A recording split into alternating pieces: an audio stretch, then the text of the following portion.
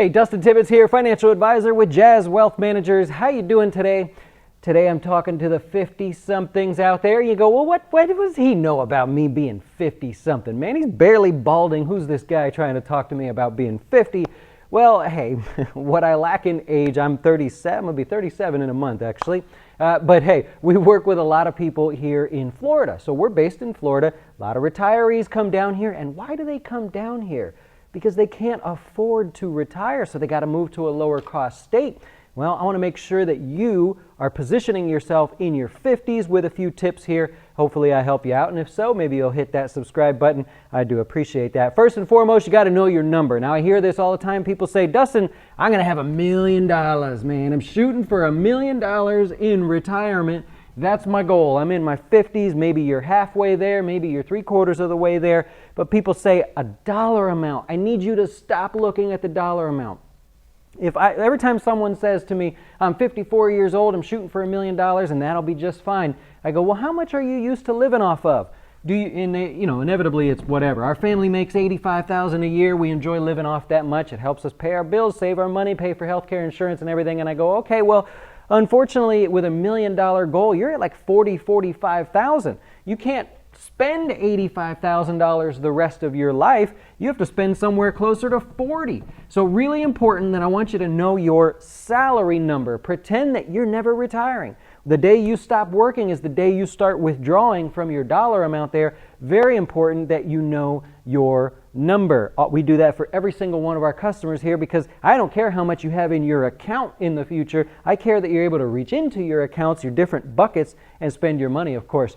All right, the second thing is a lot of you very likely have a number of buckets. My 50-somethings tend to have made some changes over the lifetime there. You've got your 401k maybe at your existing job, right? You maybe have a rollover IRA just from when you switched jobs and you kind of rolled that thing over, you got that thing invested. Someone may have said, hey, you need to do some post-tax money, and so you have this Roth IRA bucket. You're expecting some Social Security and things like that, and so you've got all these different buckets in here. We got to make sure these things are dialed in, right? We got to have a plan. It doesn't have to be fancy, by the way. We don't have to go and have this glossy book about what you're going to do with all these buckets, but we do need to have a plan. Make one wrong move over here, and we could mess this bucket up. So all the money that you have in these different accounts, we got to dial these things in, man. We got to look through the 401k and let's make sure everything's cool there. Can we make any changes, save you some money, get you better growth? The same with the IRAs and the Roth IRAs. You may have pensions and things like that. Let's start putting that together. Let's just play pretend retirement and see where you're at there. Because you know what? In your 401k, your IRA, your Roth, the most amount of growth may not be the focus anymore. We're in our 50s now, right? So the primary objective is not to just shoot for as much growth as humanly possible. We want, of course, the best possible growth, but we want the least amount of volatility in there. So that's something we got to start thinking about. We do want to see our accounts grow, but we can't afford to see a major crash. We can't participate all in if the markets happen to get a little bit weak. We actually just worked with a customer here, and I said, well, let me look at your 401k. He's in his 50s, admittedly. And I said, well, here, I found a little change. We can make a little change here so that you don't participate as much, right, if the markets get a little bit weak. But there was a good 0.5% he was leaving on the table there, so we made one small adjustment, and that took care of that. Now, don't get me wrong. You're in your 50s. You can still take risk. I really dislike how a lot of the financial advisors say, well, you're 50 now. You have to be all in bonds, right, and be very protective with your money. Statistically, it's not true, right? Their opinion and how they were taught may be that, but I can show you the data that shows you, look, the markets could technically crash one more time before you retire. You'd be just fine, right? Using every piece of data that we have, which is kind of our focus here. We like to do that sort of thing, okay?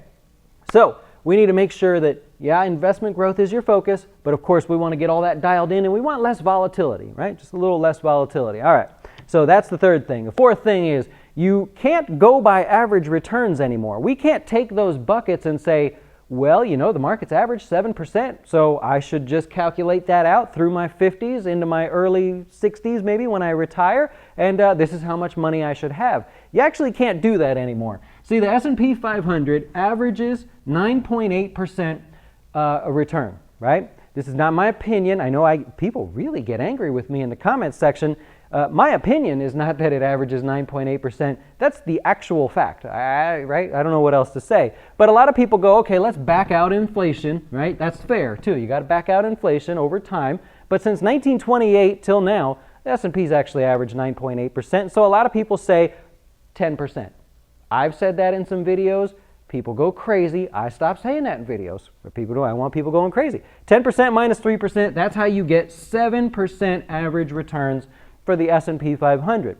Now, you can't go by that, and I'm going to give you a great example here. How often do you see 7%? Right? Maybe you're 55 and you're going to retire at 65. You got 10 years.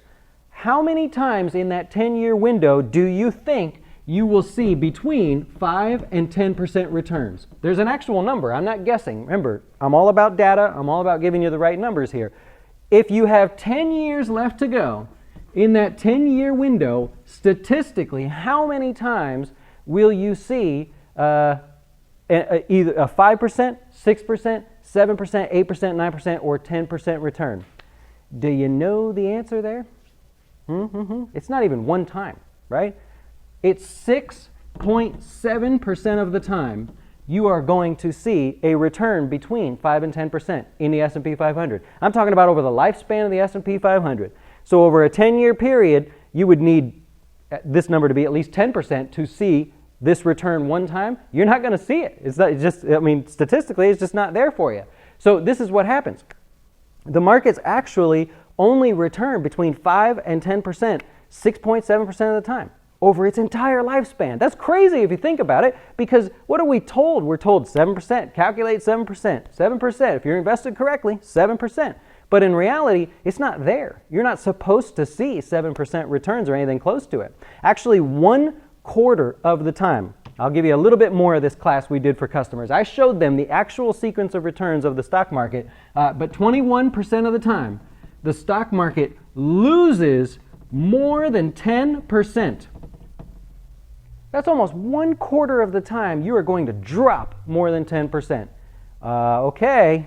You're in your 50s now. We can't do that too much, right? We got a little bit of time, but we don't have a lot of time to be doing that, because for every 10% we lose, we've got to gain 11.1% or something like that to get back to even. So careful on your sequence of returns expectations. It just may not be there. We want to work together to see how we're going to calculate those numbers. And finally, I'm going to go there. Fees, right? I'm all about paying for a good service, but if you're closer to retirement, you know there's a lot of really good deals out there. I'm not going to say I'm the most competitive, but for accounts here that are over $250,000, all in, we charge 0.49%. The funds that you see on our website have no expense ratios. There's no hidden costs. I'm not going to charge you more because we spent more time on the phone. I'm not going to charge you more because we did more planning for you or helped you with your budget or helped you figure out, all right, you're going to pay off your house, we're going to change cars now, things like that. So you want to pay close attention to that. If you start looking at other companies, you may find, well, they charge the same amount, but then they buy mutual funds. And even if those mutual funds are 0.1, 0.2%, very low-cost mutual funds, all that adds up. So hope you'll keep us in mind there. And I hope that helps you, right? So if you're in your 50s, no need to panic, no need to make major adjustments, but we need to fine-tune now, right? It's like putting the car on cruise control. We got to get it up to that number that you want to be and then put it on cruise control. Let's be very, very careful there. Well, if I helped you in some way, like I said, maybe you'll hit the subscribe button. I do appreciate that. If you're in your 50s and nobody's helping you, you've got all this stuff going on, and you just say, look, I need someone. I need someone to help me put this thing on autopilot. I need somebody I can trust, a fiduciary financial advisor. Well, that's us here at Jazz Wealth. Wouldn't you know it? So I hope you'll keep us in mind. I hope you have a great rest of your day. At 5 o'clock today, actually, I will show you live. We do a market review to cover the stock market. I'll show you exactly how much I pay attention to your investments. I do a show every day at 5 o'clock. I hope you'll join us and check it out. Enjoy the rest of your day. See you. Why should you choose Jazz Wealth as your retirement or long-term investing service? Our portfolios are managed by us, not some faceless mutual fund manager.